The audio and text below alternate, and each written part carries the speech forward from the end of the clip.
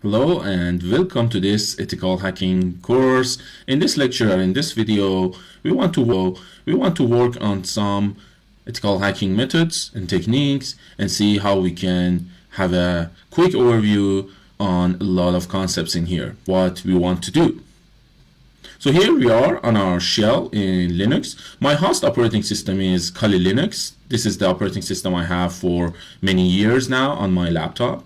So you might have of course, Windows operating system, or if you are on a Mac, you might have Mac OS X or any other version of the Mac OS operating system. But the point is, we want to work on a virtual machine. So let's see, Nano steps, let's say, Nano is a text editor in Linux.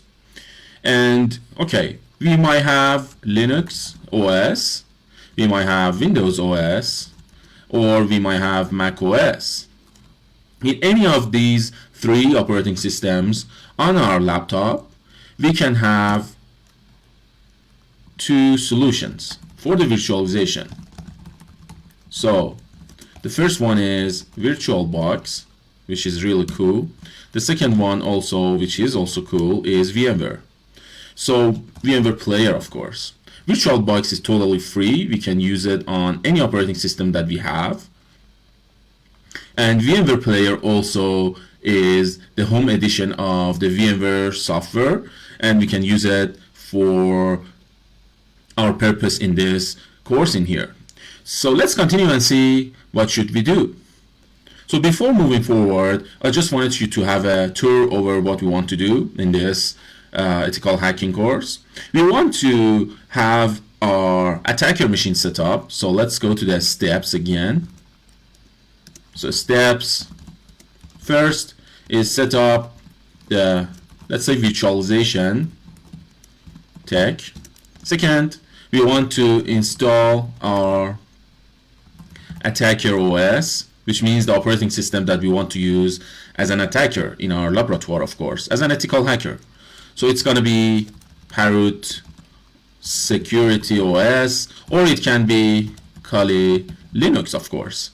Both of them are great. This is newer than Kali Linux. They have some benefits over each other, but we are going to install Parrot OS and refer you to our courses free videos for the Kali Linux installation. You will see what I mean. So after setting up the attacker, we have to install our victims or victim OS, something like that. We are going to install Metasploitable 3, the Win2K8 version, and also Ubuntu version. So these machines are intentionally vulnerable. There's a lot of services on them we can work with.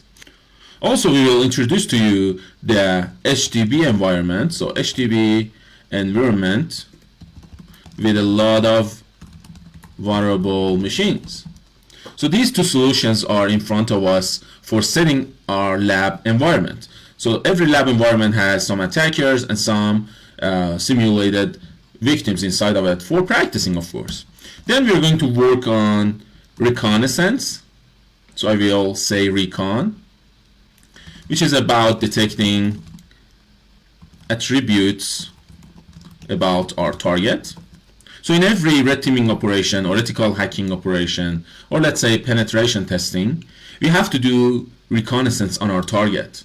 What are the names? What are the IP addresses or IP address scopes? What are the subnets? Technologies in use, so technologies in use, and a lot of other stuff. So we have to know our target. So we're going to work on recon. Then we're going to work on the next step in every ethical hacking process or procedure, which is scanning. And we're going to discover open ports, services, all that stuff. Then we go for, so let's say this is service scanning or something like that. And we are going to move forward to vulnerability scanning.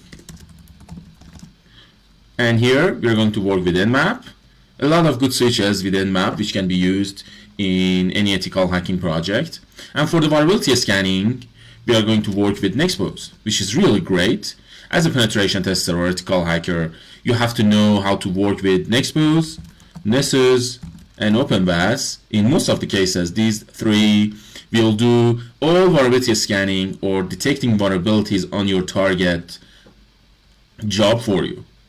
So they can handle black box penetration tests, they can handle gray box and white box ones.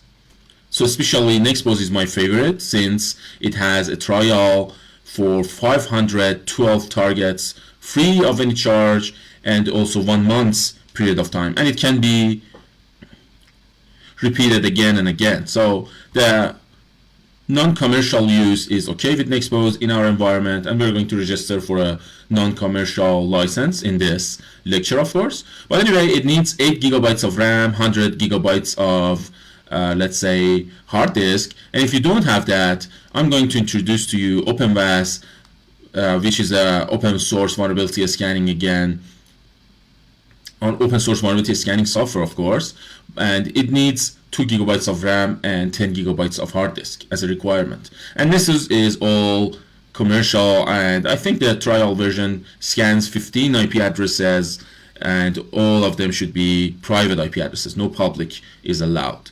But anyway, each of them have its strengths and weaknesses. Anyway, let's continue. So then we go for exploitations. So exploitations, which we are going to use Metasploit, Search Exploit, or GitHub Search for finding proper exploits for our targets in this environment in here. Then we go to some ethical hacking, or let's say red teaming concepts and tools. So we're going to use Empire version 3. I know Empire version 4 is going to come out, but Empire version 3 is also okay. It works with Python 3 and PowerShell version 5. And it has a lot of cool features which we are going to show you. So the next step after exploitation is post-exploitation, which is going to be done with Empire 3. So Empire 3 for post-exploitation, actually, let's say step. So post-exploitation is done with this tool in here.